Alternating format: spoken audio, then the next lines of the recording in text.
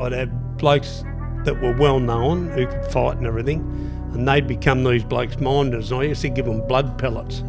I used to put in their mouth, and I'd say, just set him up, tell him he'd go on round to buy these, all these Buddha sticks, or whatever it was going to be.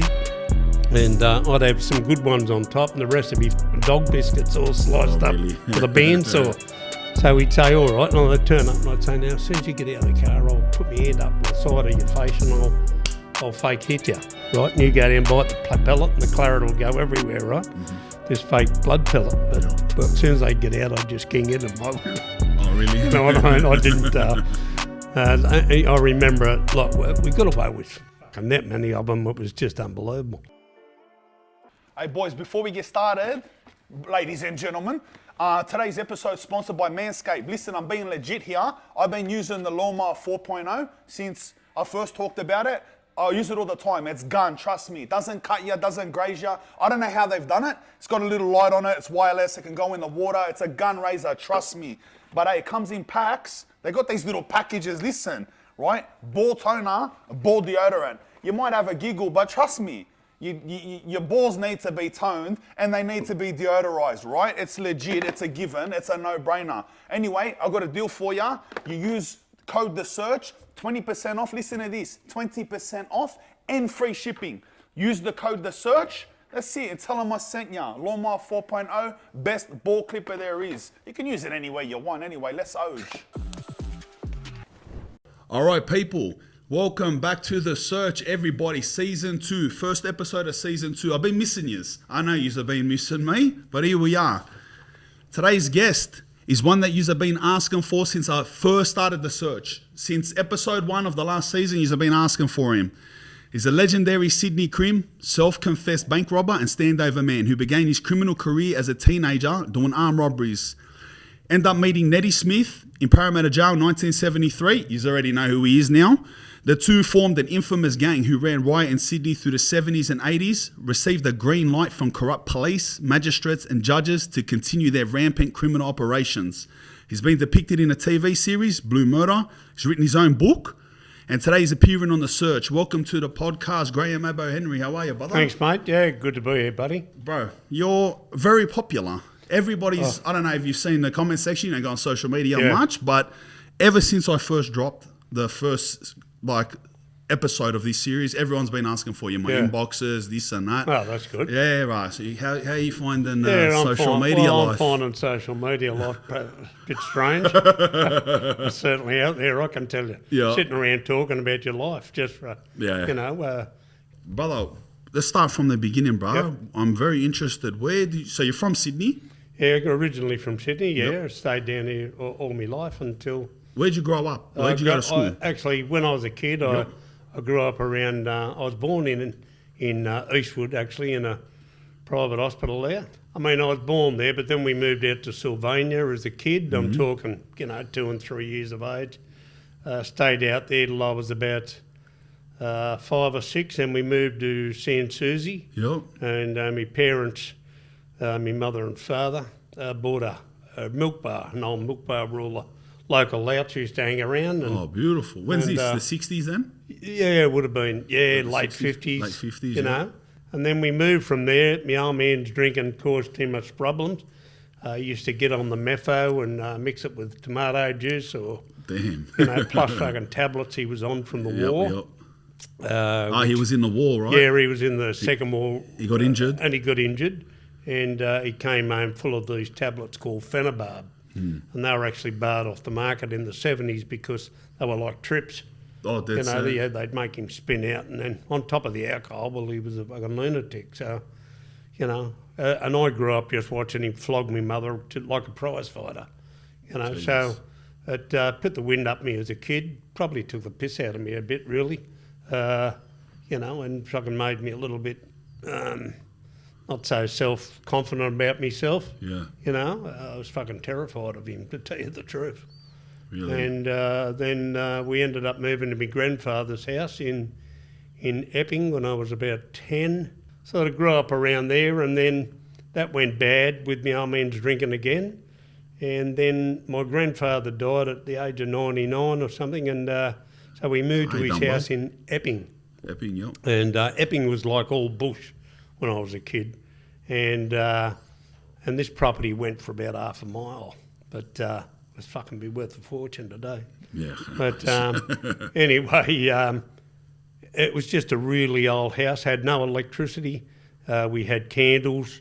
Had to, heat up your food with wood on a stove. Jeez, it was that old yeah, school. And had to go down the backyard with a bucket, boiled in the copper, put it, and then carry it up the stairs and put it in the bath do about 20 fucking runs. Wow. So, it gave me a good standing, really. Yeah. I think it made me strong inside me, and the way we were brought up, I just thought it was normal. Yeah. Like it was like Christmas time. I look at my kids now at Christmas and they get, 100 presents each.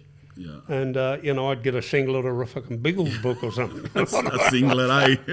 You know what I mean? Pajamas. And be happy you got that. Yeah. You know what I mean? So then from Epping, I stayed there right there through my teenage years.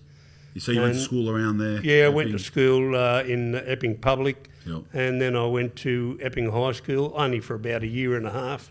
Mm-hmm. I left at 14, so I could help my mother out. My old man had, as I say, was always on the piss and being a brutal bastard. Yeah. So, I Playing started working, being an apprentice tiler, Oh, yeah. wall and floor tiler. You playing sport when you were that young? Oh, yeah, mate. Yeah, I did everything. A bit of rugby league. I was better at union, actually. Oh, really? You played junior? Yeah, because they always put me in the forwards. I played breakaway and I loved it, Yeah, And nice. I could get into it. And then when I played league, they'd always put me on the wing and I fucking hated that, But as I grew older, they only put me on there for the fights. Yeah. You know what I mean? They said, come yeah. on, Homo, we need you. Yeah. Get him off the bench. Yeah, He's so that thinking, was it. So I really grew up around there in my teenage years, and the brutality through my old man became that bad that, from the age of 13, I was fist fighting him on the front lawn and trying to stop him bashing me mum, Yeah.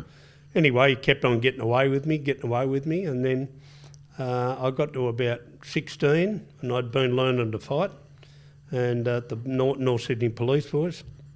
And boxing? yeah. No? So and I told the trainer there, I said, that's all I want to learn for. I said, so I can flog him.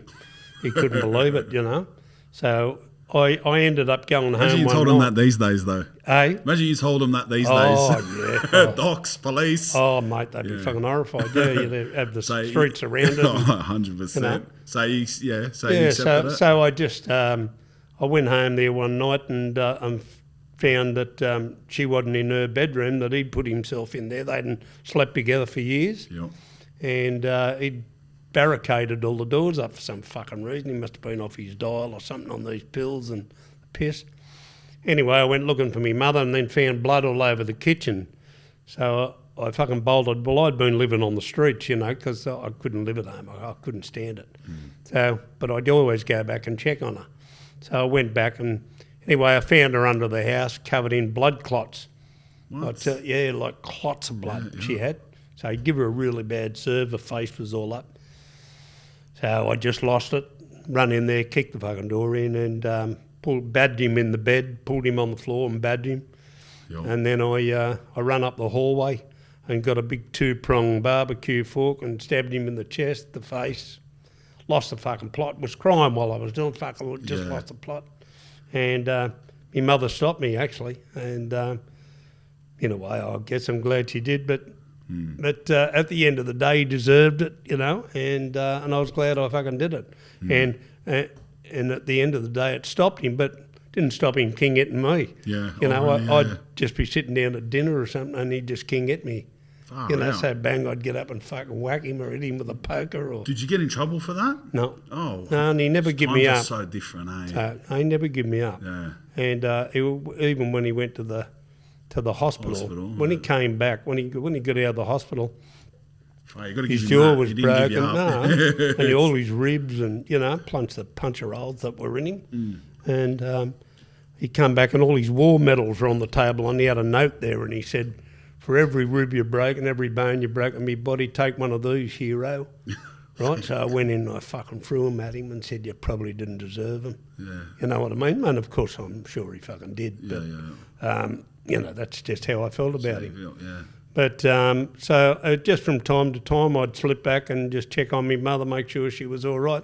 Bruh, can I ask you, because you've always thought you were Spanish. Always, yeah. And until, what happened? Well, my mother actually came from England as a kid, and because the Spaniards raided Wales and all that, where she come from as a kid, I naturally, you know, from stories she told me, that's where my dark skin came from. But she was actually covering over a secret that was held in the family for years and years, and now I understand why my father hated me guts, because, I mean, he'd already come home to his first wife from the first war, and another bloke answered the door. No way. So he left that family, then married this one, then me mother had an affair, and with an Indigenous bloke who was worked on the buses or something like that, and anyway, he came from down around the Sutherland Shire way. And but I didn't find that out until my sister was dying. When I wrote the book, I actually put in there that I was Spanish. And I remember it blowing up in the papers. Oh, they were saying, oh, we thought he was Samoan or Maltese. I fucking come up with all this shit. Anyway, when my sister was dying, she had a really serious cancer that was a real rare one. And it was in the lining of her stomach somewhere. So I went up and she was going, and she said, look, I better tell you this before. I said, oh, I was adopted. She said, no. She said, mum's your mum, but, you know, Seth wasn't your father, like the bloke who raised you. Far out. And I said, well, that wouldn't fucking surprise me. But it sort of, you know, I had a big think about it later, and I ended up running it past the local Awabakal mob that I became very good friends with, and run it past them, and I ended up getting me paperwork. But I mean, if I ever look back at my first daughter from a girl that I never told you about, I was actually with her in 1969 to 70 or something, and then she died. She was a diabetic, and she had a child, and when she had this child, she was so dark, the spitting image of me, but dark as dark. And so was I as a younger bloke. As I've got older, I've seemed to have lost that darkness. But and she actually works for the Aboriginal people at the moment, you know, placing children in homes and all sorts of things. But it's funny because even my other children, when they went to have children, they said, oh, were you Aboriginal? And they said, no. I mean, you met one of them this afternoon. She said, no, I'm not Aboriginal. And I said, well, it's funny, you've got this black line. When they were pregnant, all Indigenous women get a black line from their grunt up to their navel. Oh, really? Yeah, they get this black line up there. And that's why they asked them. And they both said, no, I've got no idea. Anyway, then we found out all these years later that I actually was, and here it was, me mates calling me Abbo at 14. What you know, hell, so it must have been just, I thought it was the skinny legs and the flat nose, but you know what I mean? That's a grouse, eh? Yeah, you know, so unbelievable. But tell me the stuff, because obviously 85% of people that know you from obviously the Blue Murder series. Oh, yeah. And like that is extreme. Yeah. And also, like, that is like close to the pinnacle of Australian crime stories. You know what I mean? It's like extreme stories. Yeah. What was the significant point in that went from street thug in Eastwood area to like just storming around King's Cross, and like how did that happen? Yeah. Well, I just started to run with different blokes. I guess once you hit that system, you know, the old prison system, you start to find new friends, and I started getting around Marrickville and Leichhardt and with the different knockabout blokes. And in those days, were they more, because I love old Sydney, bro, I know nothing about it. Were those days, see how you started hanging around Marrickville and Leichhardt, maybe Erskineville areas, were they more criminal inclined there? Oh, yeah. Yeah. Because nowadays you would never think of... Well, they were the slums, you know. Like, they were, yeah. Nowadays, if you told someone Leichhardt, and they'll be like, no, rich people, this and that. Exactly. And like, you got to go to Bonnyrigg to know criminals. The same with back in the days. And, you know, Glebe, just across the road. Yeah, Glebe's unbelievable. Balmain and Glebe, it's like bank robber central. That's right, exactly. Yeah, how'd that and come about, so all that area, all the inner suburbs were like the slums. Yeah. And, and they were some old school nuts here. But I started, look, I had this fantasy. I don't know where. I can always remember as a kid even thinking to myself, I'm going to be a fucking gangster. I don't know why. I think it came from watching shows like The Untouchables, which used to be on the telly all the time. Yeah. That was the only piece my mother and I ever had, was watching that. Oh, really? While the old man was out on the piss somewhere, Yeah. So we'd watch that together, and fucking she loved Elliot Ness, the copper, and I liked all the crooks. Yeah. I'm there cruising around with the good sorts and all the monies and blowing everyone up with the fucking Tommy guns, right? And then I started sticking up big photos on my wall, on my bedroom wall. Well, everyone else usually had pictures of Sheila or racing car drivers, or I had one of John Dillinger with a big fucking submachine gun under his arm. Yeah. And it's a very famous photo, actually. Yeah. And it was taken while he was on the run when he escaped. Anyway, so I started sort of, really taking it on board. And so the crimes that I started to do, I needed different blokes.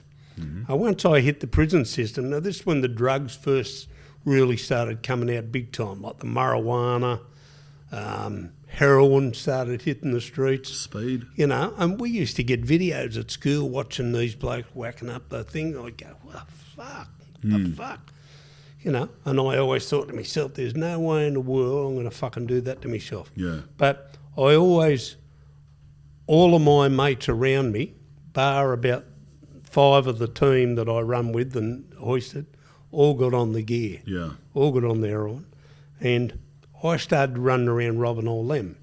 I was robbing them and then robbing the fucking the main dealers, and I took a dislike to them all, you know what I mean? And I thought, fuck, filthy fucking trade this is, But look, at the end of the day, we all have choices, don't we? Yep. I always say that to people, I had an argument with a bloke just not long ago and he said, mate, well, but you were selling tons of drugs and you were selling... And I said, listen, if you go home pissed and flog your fucking wife and bash your fucking kids, are you going to blame the publican or are you going to blame your fucking self? Yeah. And he said, I true. blame myself. And I said, well, don't blame the fucking bloke who's fucking That's supplying the drugs, mate. 100%. So that's the way it turned out. So I started robbing them. I robbed a couple of really big, well-known bands in their day. Oh, yeah? I won't say who they were. Bands like music? Music bands who were really big Yep. in the Buddha sticks and all yeah. that. And I got a few of them, like big time. And I thought, this is all right, this sort of cash, Yeah. And, we're talking 15 and 20,000, 30,000 in them days. It's a fucking And I'm lot. talking early 70s, you know what I mean? Like, and There's I'm people going, that get less than that for robberies nowadays. that's right, Like I've seen blokes doing 28 years for getting 18 grand or something, Yeah. But so I started to think that way, and then, I'd even set up blokes, and I'd have blokes that were well known who could fight and everything, and they'd become these blokes' minders. And I used to give them blood pellets. I used to put in their fucking mouth, and I'd say, just set him up, tell him you're going round to buy these, all these fucking Buddha sticks or whatever it was going to be. And I'd have some good ones on top, and the rest would be fucking dog biscuits all sliced up really? with a bandsaw, with bands around them, just in bags, right? Yeah. And I'd just fill up a fucking bag, say they wanted 1,000 of them. Well, that was worth, say, 15 grand in the day, right? So I'd say, we need a couple of thousand of them. So he'd say, all right, and I'd turn up and I'd say, now, as soon as you get out of the car, I'll put my hand up the side of your face and I'll fake hit you, right? And you go down and bite the pellet and the claret will go everywhere, right? This fake blood pellet. But as soon as they get out, I'd just king at them. I wouldn't. Oh, really? You know what I mean? I always fucking turned it around the other way, but I remember, like, we got away with fucking that many of them. It was just unbelievable. Yeah. But look, in the end, I used to even steal informers' cars. I remember I stole an informer's car one day. Yep. He come from around West Ryde area, a Triumph Stag, red one, bright red it was, and he was a police informer. So I stole his car out of the driveway and did the fucking rip-off in that. Anyway, they got this bloke and they give him the worst fucking hiding, And so it was his right whack. He deserved what he got. Yeah. And anyway, so it just got bigger and bigger. Everything started to get a bit bigger. And then I dropped my brother-in-law off one night. I met his sister, who's my wife now. I've been married to her for 49 years. Wow. So by this time I'm, 20 years of age. So I meet her and I start knocking around every now and then with the brother-in-laws. But they were like surfies. They were in the fucking surf all the time. One of them was, and one of them had just done a little bit of boys' home and bit of a smarty with his mouth. So anyway, I started to have a bit of a drink with them a few times, and then until I had to clip one of them, and then I dropped off them. But anyway, and by clip you mean bash? Yeah, right. Bash him. Yeah, you weren't just randomly just had to shoot one of our. Just give him a touch up. So anyway, one night I'm taking the other brother, the older brother, around with me and just going to drop him off. We'd been out on the piss, and I dropped him off out the front of this bloke's house, his mate's house, and the back window was down. As we were driving off, his silly mate went and grabbed his long hair because he was a Serb, he was down back here, grabbed it, and I'm still driving off and he's hanging onto his hair. So he said, pull the car up. So next minute they're out and they're into it. Well, I've ended up in this bloke's property, and it was right next door to this doctor's surgery that we all went to, and in Dundas. So next minute they're into it, having this mad punch on, and next minute all these other blokes run out of the house. Well, what they were Commonwealth police. Really? Right? Yeah. And they worked at the postal service, like getting the drugs and all that, so they were up to no good. Whatever they were up to, they were all together in this house. Anyway, they run out and bang, and they're into my brother-in-law. So I said, here we fucking go. So out of the car I get, into them, punch the crap out of them. I got one of them down on the ground. I couldn't help myself. Got a dirty big lucky stone out of this big fish pond and caved his head in with it. Yeah. And they had to rebuild his face. Fair income. And with wire. And anyway, they ended up getting a bond. They'd never been in trouble before. And next minute, about 2 months later, no one had caught me. I got in an argument with a cab driver. And I said, listen, mate, I was here first. He said, no, your cab's coming, you call one. You know how you call them up? Well, but I'm waiting for the cab rank. I was first there, then the train come in, right? Yeah. So everyone's come in behind me. And I said, no, I'm first. And he said, no, yours is coming. I said, well, I just hopped in the cab. Yeah. So he comes around, tries to pull me out. So that was the end of him. So down he went. Yeah. And then I went down to Right Eastwood Leagues Club. And next fucking minute, it must have gone over the radio when the coppers realised it was me. Anyway, that next minute, they're into me in the club. Right? 4 big detectives. And one, when I say big, he was like, what are you, about 6'5"? 4, yeah. 6'4", he lived 6'6", Detective Dean, his name was. Giant of a bloke. And, I was a fucking kid like that, fucking stick. Anyway, I jumped out and, anyway, they punched the crap out of me. But as I got outside, as they were getting me to the doorway, I put my feet up on the door and fucking push them backwards and headbutt them and fucking do everything. So they finally get me outside. He cuffed my hands behind me back, laid me on me back, and they all got on top of me and punched the living daylights out of me. Right? Well, I'd had that fucking big. So anyway, as we got down the lane, I said, well, you're pretty tough fucking just fucking flogging me like that. And now take the cuffs off, and I said, and I'll fight you. I said, the Detective Dean, right? This 6'6" bloke. And he said, uncuff him, because we're in this alley by this time. So as soon as they uncuff me, I go, whack, snot him, right? I rocked him back. That's all I did to him because he was such a giant, I could hardly reach him. So I just virtually run to this fence to throw myself over it to get it to escape. Plus your head's already caved in. Yeah. And about 20 feet of this fence comes down. It's just rotten, Yeah. Oh, fucking backyard fences all joined together. So their arse over it I go and they get me, handcuff me again, flog me again. Oh, yeah. Anyway, next morning I turn up in the court and the old Crash Craddock's there again, the old magistrate that hates me guts. And I just dropped me drawers in the fucking court. Me nuts were black. I had boot polish all over me from where they were kicking me. Deads. Lock off their fucking chairs and their boots. And anyway, they give me a fucking horrible lot. And Yeah. anyway, they said, clean yourself up before you go into court. I said, no way in the world, this is how I'm going in, boy. Yeah. So I went in there like that. Anyway, that was the first day I looked like getting through the break. And then I walked outside and who's fucking standing there? These 3 Commonwealth coppers. And all his faces fucking wrapped up in fucking bandage and...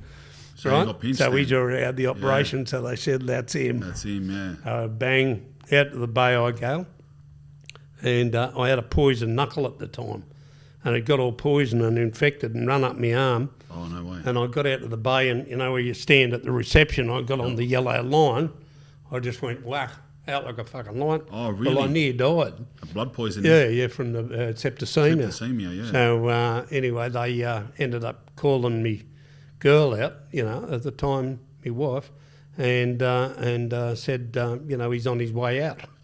Anyway, I woke up about 4 days later with my arm in this traction with up here. Anyway, I got through the break and. Yeah. But Where'd they take you? Long Bay Hospital. Yeah.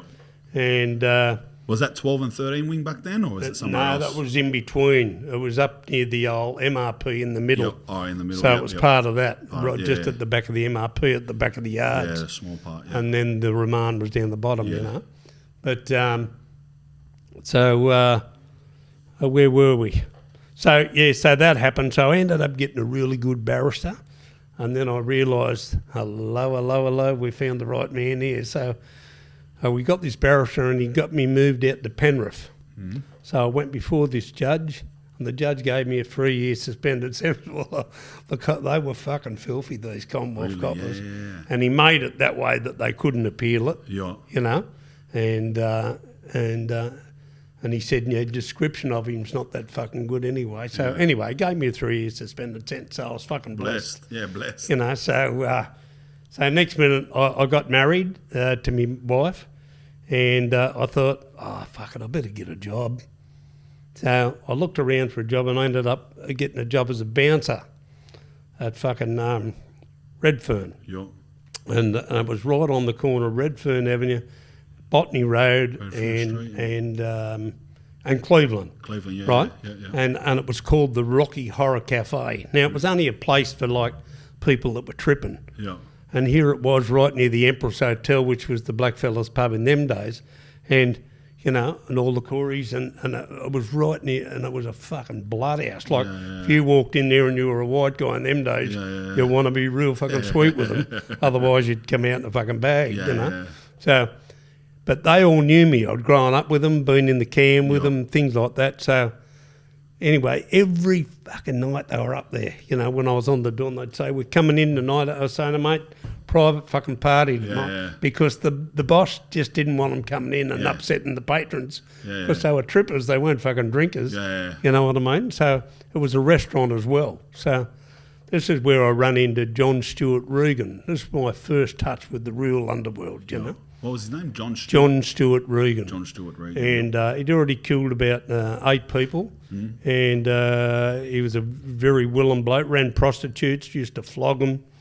And he killed a young kid. He took this kid from the prostitute and took her into Martin Place. He said he went in there to buy a paper one Sunday morning. And because he was dirty on the Sheila standing over her, and she didn't want to comply with him and work with him anymore, he said someone kidnapped the kid. It was fucking headlines. Everyone knew he'd killed him. What the fuck? And the underworld turned on him, and they were all going to... And he always wanted to be part of the Lenny McPherson gang. Now, there was only one gang in town in those days, and that was his gang. You know, I'm talking real organised crime where cops are getting paid, magistrates, judges, you know, premier of the state, fucking everyone. They had all the illegal gambling places. Where was he situated? Darlinghurst area? Everywhere. Everywhere around there. You know, through Balmain, all the betting shops. If you opened up a casino anywhere, you had to pay them. Oh, really? If you opened up an SP, you had to fucking pay them. You know, and that's the way it was. And they really ruled the roost. They were a pretty heavy fucking crew. So everyone turned on this Regan fella. Yeah, so they all got dirty on him. And then one night I was just standing on the door and this bloke come through the fucking door. Well, I didn't have a clue who he was. And I had my feet across the door just so no one would get in because we were taking money on the door. And I used to put some of the money into my pocket, some to the boss, and then some would go up to the desk sergeant at Redfern with a bottle of fucking whiskey, you know, because we were taking money on the door and we weren't supposed to be doing it, right? So anyway, so I got my legs across the door. Next minute, this bloke just walked through, throws my legs out of the road. He was about 31, I suppose, and said, "Get out of the road, boy. Get your legs out of the road, boy." I'm like, "The fuck are you?" What does he look like? White fella? White fella, yeah. Fucking about the same height as me in those days, around the 6 foot. He had flat hair at the time. He did have fucking like the old Rocky one as he was younger. So he comes storming through. Anyway, he just said, and his fat mate said, "Oh, don't fucking do anything to him, mate. That's Johnny Regan." I went, "The fuck who is, mate?" I walked in and I could see him talking to the boss. Well, there was machines in there that organised crime owned, and you'd fire the ball. It was like a pinball machine, but the balls would go into holes, and you had to get them in a sequence. And if you did, they'd pay you under the table behind the bar. So he went in there and he's arguing with him over it. So as I walked up behind him, I could see the boss looking at me. He's a little gay Greek bloke. He's looking at me like his fucking eyes went. Wait, so all these pubs and that, they had the organised crime fellas that come in and put this machine, and that's their little hustle inside the pubs. Yeah. Wow. They're all the billiard rooms, because there was billiard rooms all over, like Pitt Street, Castlereagh Street, you know. And so then they'd rock up every so often. It's like, and just open the do machine. A collection, and they was like the first pokies. You know what I mean? So, you know, just little side things. And then on top of everything else they did, and all the brothels. And anyway, so next minute, so I just looked at the boss like that, and I could see him going, "No." And I just fucking tapped him on the shoulder, and I went, "Wah!" Oh, no way. A little short one. Down he went. I dragged him outside. I remember I got him round the side and I give him the worst kicking, and then I'll give it to his fat mate as well on the garden seat. And I said, "And tell that John Regan to get fucked." I didn't know who he was. And anyway, that night I went to the motor club later on and I was telling this bloke, and he said, "Fuck, you didn't give it to him, did you?" I said, "Yeah." He said, "Mate, you know who it is?" I said, "Yeah, the coppers told me." When they turned up, I went to pay them and they said, "Who's that there?" I said, "Oh, I don't know, mate." So they rolled him over and he said, "That's the magician." I said, "What's he, a fucking magician?" He said, "Yeah, he makes everyone disappear." Oh, that's what they call him. And I said, "Oh, are you fucking serious?" And he said, "Yeah, mate." He said, "Fuck me dead, oh." He said, "You're going to have to fucking piss this job off." I said, "Oh, I'm fucking leaving the job." So we used to wear like cummerbunds, big red sachets, when you were a bouncer in those days, around your pants. So I went and bought a British Bulldog 45 revolver, and I carried that there. So I used to walk from the corner every night to the door, down to the corner, back, fucking looking, watching, you know. Anyway, about 3 months later, I got locked up for bashing them fucking Commonwealth cops. And because I was out on bail on that, plus I had that 3 years suspended sentence. So I got sent to Parramatta Jail, and that was 1970. Late 73, I think, and 1974, had come over the radio and the whole jail just fucking cheered that John Stewart Regan had just been murdered with 3 guns in the laneway at back of Marrickville. Really? You'd have been cheering too? Fucking oath I was. You'd have thought, that one's... Because by that time I'd learned a lot about him, and I thought, oh, fucking please, I'm glad I poleaxed him, but I'll have to watch me back. You know what I mean? But... I think he was that fucking embarrassed about it. He never fucking come back. You know, I give him a terrible hiding. But anyway, so he got knocked. And that was so what happened? Lenny McPherson actually told me the story. And he said to me, "I'll tell you what happened to him, because there's been a million stories about it." And anyway, I said to Len, "What's the real truth?" And now that he's dead, I can say it. So he said he'd already killed a kid. And he said, and he was always writing letters on my car. And he'd say, "Oh, you shouldn't park your car here. Someone might get you, Len. I know where it is, so someone will..." Oh, dropping hints and that. Yeah, like little fucking shit things like that, being a smart ass. One night he drives into his house in Prince Henry Street at Prince Edward Street in Gladesville, just down from the old rat house, mental home there. And he said, next minute, Regan jumps out from behind a tree. And Len used to have a bulletproof shield in his car, and he used to put it up on the statesman window like that. Yeah. And anyway, he said, "What are you doing here, John?" And he said, "I just want to have a talk to you, Len," because he always wanted to be part of the team. Yeah. But they were filthy on him since the kid. They'd used him up a bit over the years and got him to pot a few, right? And they didn't have a massive big crew like Lenny and them, you know. They really had about 10, but they had a network of hundreds, you know. And they just looked after each other, like Stan Smith, Stan the Man, who was one of my best mates, Georgie Freeman, you know, those big names. Very big names, right? So they were the big illegal gameman blokes, and Stan was the potter. Mm-hmm. You know, so anyway, he turned up there at Lenny's place and he said, well, come inside if you want to talk. So they get inside the house and he said, we're sitting down there talking, and then he said, and my kid walked past in his pyjamas, right? And he said, and he looked at him and he said, and the look in his eyes, I said to myself, that fucking dog wants to kill that kid. Really? That's how he felt about him. And he said... That's the vibes he gave off. So he's just a full putrid scumbag. Yeah, he was a scumbag. Yeah. And he said, I could just tell by the hatred in his eye. Really? And he said, and that was the night I said, fuck it, he's gone. He's done. So we went and seen the boys. Yeah. And they said, all right, you're in the team. So Paddles Anderson rang him up, who was like really the Mr. Big in the day, before Lenny was. Yeah, Paddles Anderson. Charles Paddles Anderson. And called him Paddle, he had massive big hands and feet, you know. Yeah. And they said, listen, they're going to put you in the team, the A team, mate. And he said, oh, you fucking beauty. And they said, but you can't bring any minders with you. You just got to turn up tonight, come down to the two-up game at Marrickville. So he walked down the lane and they met him down there all right. Stan, Lenny and another bloke. Yeah. And I won't say his name because his family are friends of mine. And they just filled him with 3 guns full of fucking 38 slugs and finished him off. So that was my first introduction really to that life, you know. Well, yeah. And then I started doing I was still selling guns, and I was actually, there was a copper called, what's his fucking name now? Stan Owens. He came from around North Ryde.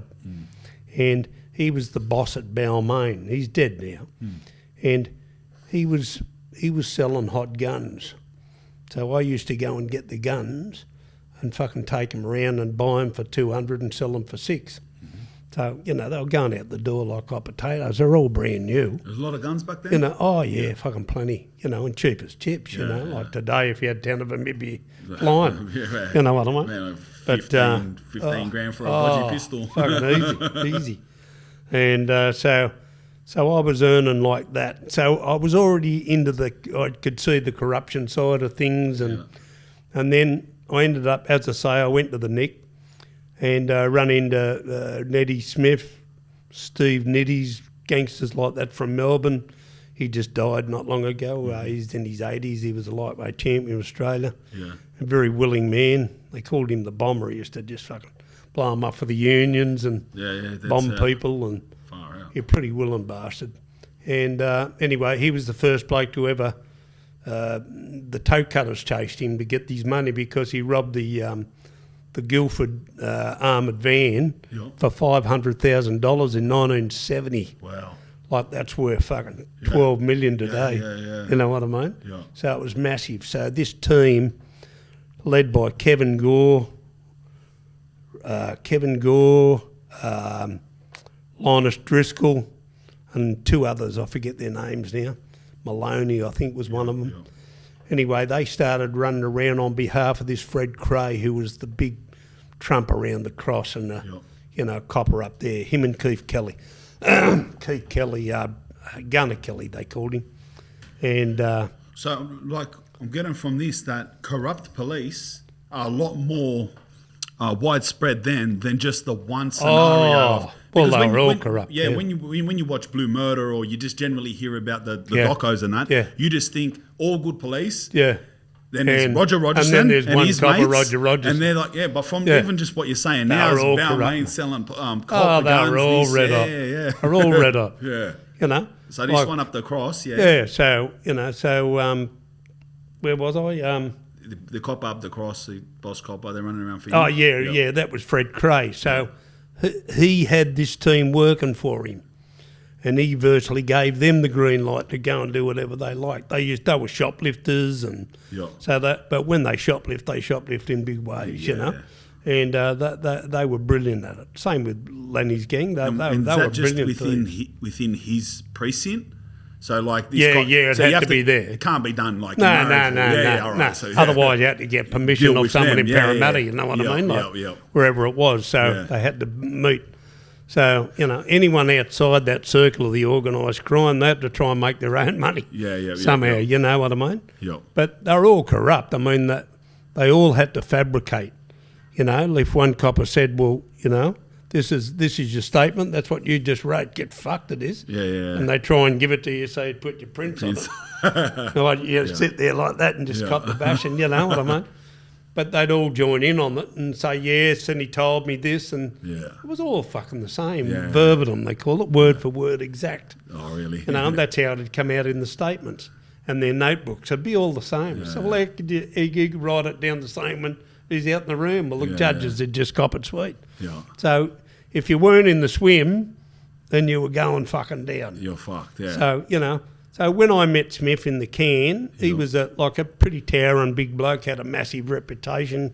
I heard he was like, even by people I meet that don't like him, that think of him as, that's something they always mention. They always mention he was a big he was a big mother. Big man, big hands. Without weights. He never touched weights or... just naturally. I used to pump them, but fucking I could never grow. Really? I tried the roids for about 6 weeks and just went fucking mad in myself.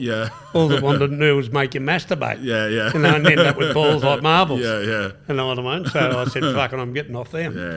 But I went up about 40 pounds in a week, really? I reckon. You know what I mean? So I started running around, and when I realised, Ned said to me one night, he said, look, whatever I do, we can get help here. He said, so if we do a robbery, he said, I see the armed robbery squad, and they'll just fucking, we'll just tell them where we're going to do it. Or I said, well, what's the point in fucking telling them? I said, just fucking do it. I've been doing them since I was a kid. I don't need anyone to fucking tell me how to do a robbery or fucking, and they never ever stuck their head into telling us anything like that. Oh, there's a robbery, go and do that. There's some idiot I heard say on a podcast one day. And so that never occurred. We told them what to do. All right. So we'd say, look, there's a robbery at Botany. There's one road out of there. The terminal fucking at Kernell, right? Now, there's only one way out of there. So it's a long stretch road there. So need a little bit of help. Yeah, good as gold. Right. So the armoured van would pull in there. So we dressed up like army guards. Had a white panel van with an army guard sticker on it that we got. We had all the clothes handmade, stitched up. Never got them off the police like Ned said the ICAC. Never got them off there. Got them fucking handmade and fucking hand sewn. That's how good they were. They were fucking perfect. Right? So, and when we'd see them go down the fucking road, and on this job there was going to be 750,000 there. And the paymaster said, he said, all I want out of it's 50 grand, but there's 750,000 there. So I went, right here. I said, so we'll go and have a bit of a gander, because that was my job. I'd go and do all the homework.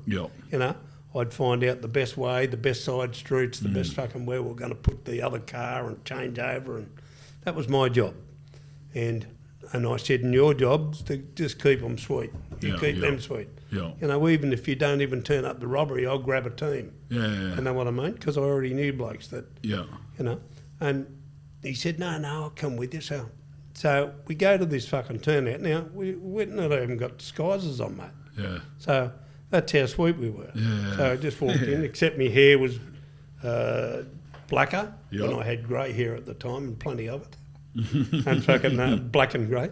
But it was fucking, but I had it real black and flat. And, anyway, we went in and attacked the, what we did, we waited for them to leave. But once they left, we knew the money was sitting in the main office.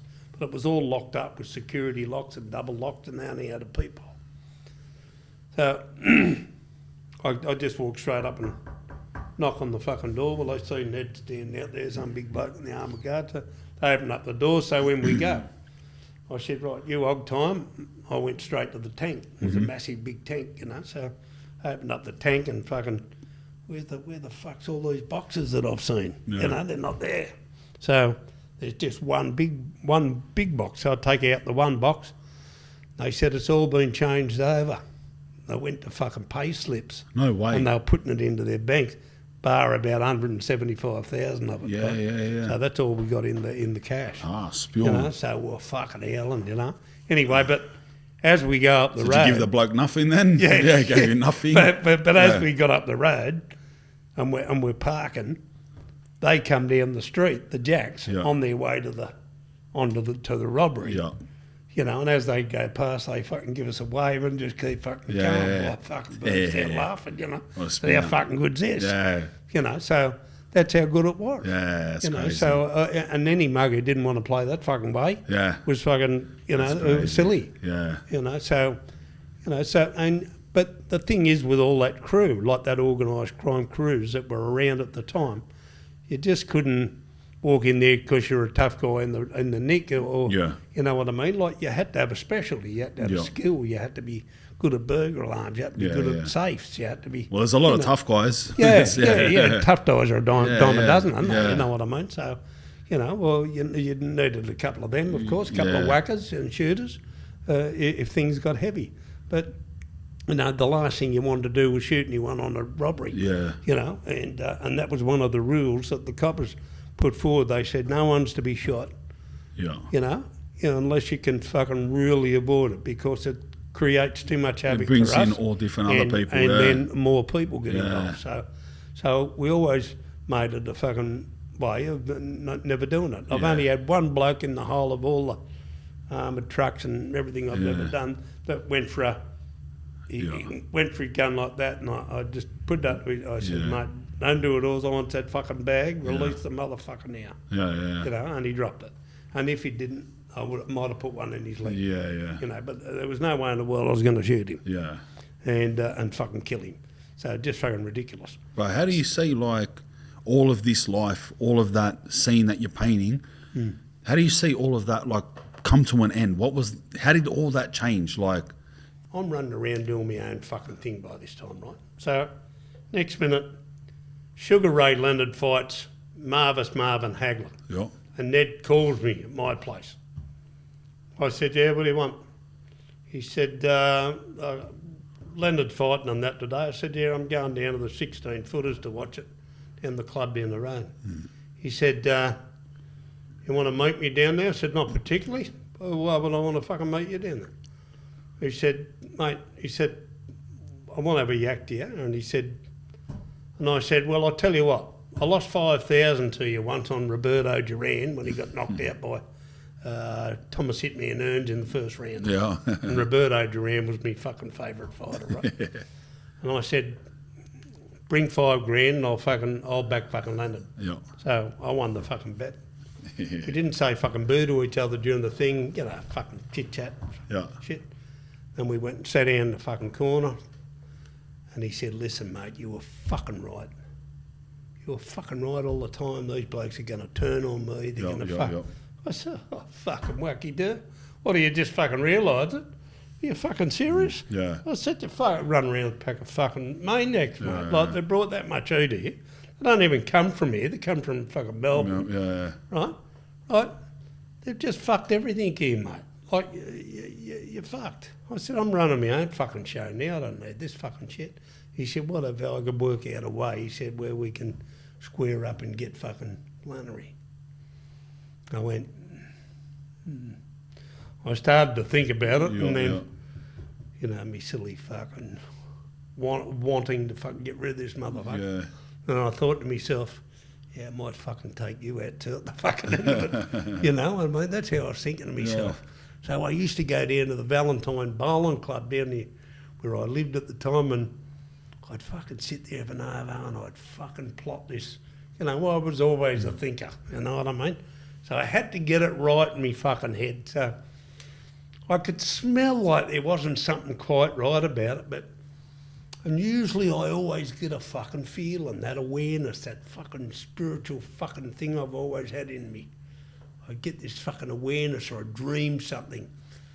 And I was probably getting them at the time, but I was focused on the fucking square up here. You know what I mean? And I thought, fuck these fucking swines, I want to fucking... So I went, right out. I'll fucking play. So we go down to Sydney. Now, they'd had a crack at George Freeman and missed him, so they'd all gone into hide. And this is the team I run with, used to run with. Yeah. So I said, right out, so what's your fucking plan? And he said, well, we'll take them up a gun. He said, with fucking, out any bullets? You know, we don't have fucking bullets, do we? And he said, and we'll give them some money and tie them over for a week, then I'll get the fucking location exactly where they are, then we'll fucking just go there the following week and fucking take them out of play. We'll fucking put on a meet there that something's happened and they'll trust my judgment because they're coppers. Yeah, righto.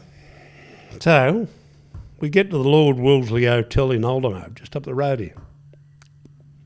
So we get to there, and I said, right, well, let's go. It's time to go. We've got to meet him up King Arthur's Court at the Cross. And he said, mate, I just got a phone call off Roger. He needs to come over and see me urgently. He said, do you think you can take the gun and the money up? And I went, I'll give it here. And I said, where's the money? He said, fuck the money. Don't worry about it. I'll have some fucking money. I went, so I drove off. I thought that was a bit fucking weird.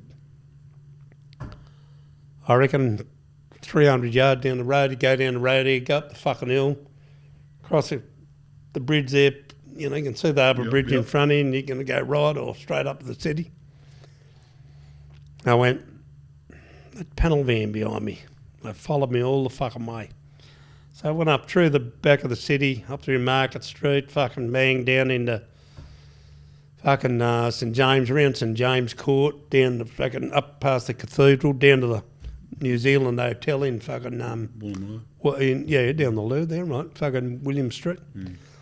Turn left there, just going up, come to the first traffic lights. They've got to pull up about one car back from me. I can see this curtain moving in the back. I know there's someone in there. And I'm thinking to myself, they fucking coppers. They're coppers. Well, I don't give a fuck. I'll work my way out of this, you know what I mean? Because they all knew I carried a gun anyway. I had a gun on me anyway. So, plus I had this other one. So, I looked over to this fucking thing. I put the window down. It was a Jag, but it had a 350 Chev motor in it, all fucking bored out and fucking this thing, right? All weighted down because it was a smaller motor than the normal Jag motor. So I looked over and I looked at this boat and I thought, fuck, I know him. And I said, what are you looking at, you fucking dog? Right, well, if he was a crim, naturally he was going to go, fucking bird. He didn't. He just give me the bird. Right, and I thought, probably coppers. So I get up the fucking road, go into the King Arthur's pub, walk in there, look around, check out the dunny, check out everywhere. 4 blokes in the bar, the blokes aren't there. So I walk straight over the big bay window. There's a bay window there, and I watch the cars go up the street. They turn right at the Coca-Cola sign, right at the fire station, and parked on the side as you come down the ramp, right, to join back William Street. Next minute up pulls this detective car beside him. He got out and he's fucking up him for the rent, you know. Bang, now, fucking. I said, well, they've got to be jacked. I thought, well, this bloke's not going to turn up. It's no good me pissing off. I've been set up here. There's something sniffy not right here. So, unless they've just jagged me and they've heard a conversation or, you know, so I still wasn't fucking aware that I'd been fucking trapped. So I thought, well, if I go up here and go left and go out the cross, I'll never fucking know. So it's always been my go in the lines, then find out what the problem is. Fucking sort it out, and fucking if you fucking don't come out, well, you don't come out. You know, so in I fucking up I go, turn right again, down. Copper car takes off in front of me down William Street. Panel van pulls out behind me. Same routine. Yeah. No, and this fucking green car's been with me all the way. I didn't even fucking take notice of that one. So And I knew that they get in front, you know what I mean? I was always aware of that, but I kept on following this panel van. So I get down the bottom, went back the same way. Bang, bang, up past the cathedral, round to St James Station, got to David Jones, hit Market Street, come to Castle Ray Street, lights go red. Van pulls up about 2 cars behind me. And I can see daylight come from the back, because it was an old Sandman wagon where they open up the back doors, like all the old surfies would wear around, use. So I thought someone was just ready to jump out. So when I looked straight across the road, this part of the city's dead, all the shops are shut, right? It's after lunch, 3 o'clock in the afternoon. Here's the cop parked in Market Street with his wheels turned right out like that. I knew he was going to trap me. Yeah. So I just fucking drove straight through, mounted the gutter on the other side, nearly run over one of them fucking blokes. No, well, I did run over him. Yeah. One of them blokes fucking sitting there with the fucking earpiece on with the cage around him, trying to fix up the telephone Fair income. thing, right? So I run straight over the top. Well, he had his head down. He got underneath the car. Went down the fucking hole. I reversed back over him, fucking shot up in the Castle Raceway and spun the car. Well, next minute, I'm facing the one-way street and the fucking buses are flying past me. Well, next minute I see them hopping back into the fucking back of the fucking panel van with balaclavas on. And the cop car's gone. I went, what the fuck? So I've got the guns. I've got them both between my legs as I'm driving. Yeah. I thought, well, if I'm going to get attacked, they're fucking going down, Yeah. right, if they're crooks. So I had to be fucking that careful who I was going to fucking let go at. So anyway, I ended up driving down the Lord Nelson Hotel. I had a bit of a think to myself, and I thought, I've been fucking set up here. I thought, no, I'll just go back and front Ned, and I'll just let him know something's happened. I just want to see his reaction, because I could read him like a fucking book. So I walked up and he was just standing there. When he seen me walk around the fucking corner up the laneway there, just off Jones Street, he went, fuck, you could see him going, what the fuck's he doing here? Right, because they thought I'd be dead. Now, what I found out later, they were going to shoot me dead there. Right? The copper was going to block me. They were going to pull up, finish me off, right? He was going to drive around the block, go through, look how I found Abbo Henry's on the street here, run the gun through ballistics, match fucking three or four murders in the Underworld, in the gangland wars, plus it shot Drury. Right? I'm fucking gone, best bunny going. Yeah. So I drive back, I got the fucking gun, I wiped it all off. Got back to the fucking place, handed it over, and I said, here's the fucking gun. Someone just tried to kidnap me or fucking murder me, one or the fucking other. Haven't quite worked it out yet, right?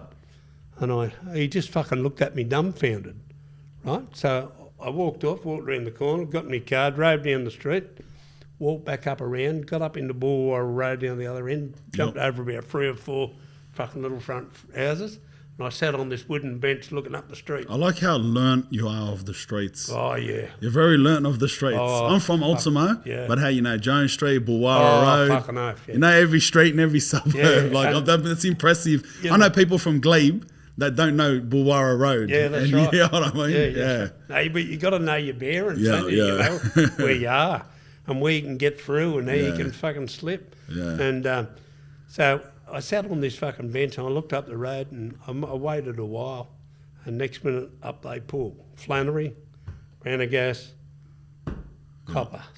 Yeah. And then up pulls fucking Roger. No way. And they're all having a big tin fucking wag. And I went, gotcha. Yeah. So I went, right. That's fucking Time crazy. to fucking square up, brother. Yeah. So before I could do anything with, Flannery and fucking all that, they fucking disappeared off the face of the fucking earth. Yeah. Because at the end of the day, they shot the copper. They had no fucking luck. They had to go, mate. Yeah. And everyone thinks naturally, Rogerson must have got rid of him. He had fucking nothing to do with it. Yeah. Trust me. 100% on that. I put my life on it. Right, you wrote, so you said this, like this stuff, these stories, they're in your book? Yes, mate, yes. Yeah. How long ago did you write that? I wrote it in about 2... Well, I wrote it while I was in prison serving 8 years for the wounding of a police prosecutor. Yep. And I got sentenced in 1991 and got out 97. Yep. And I wrote all that in this fucking my memoirs when I got out. And then my son-in-law, or future son-in-law, he's still fucking not married to my daughter, but he got with her, and he was an ex-journalist who I wasn't real keen on coming into the fucking house because he was a journo. Yeah. But anyway, he ended up co-writing it, and I released it about, 2006 or something like that. Yeah, nice. And then I released it as A Treacherous Life, and then that's the what it's ABC, called, it's A Treacherous Life, that's the name of it. And we sold it at the ABC, and the ABC bookshops went belly up. Yeah, I really So what we did, got the rights back for it, and then as the years went on, a few people fell off the perch and a few other things happened. I just added some chapters to it nice. and renamed it The Last Man Standing because out of that crew that I ran with for all them years, even from Stan the Man down, all the blokes that were real fucking heavy hitters and gangsters, I'm the last of the last. That sounds like a crazy book, like an insight, of The Last Man Standing, literally. Yeah, that's a crazy. It's still on sale everywhere? Yeah, mate, well, you can only get it at a treacherouslife.com. Now, I hear blokes saying to me, I can't get it off the internet. You can only get it at a treacherouslife.com. And that's my own website. I've got the books. Oh, nice. And I sign every one of them anyway. Oh, really? But that's crazy, brother. Yeah. Boys, you've heard, what's that, a quarter of the stories? It's off its head, brother. Yeah, a lot more to it. Yeah, so, hey, for real, I'm going to get the book. I haven't read it. Yeah. And, as you can see, it'd be a mad book. Brother, thank you for coming on. No worries, mate. Been a pleasure. That's off its head. And that's a long time coming, brother. Yeah, it certainly has, brother. Yeah, thank you, brother. No worries.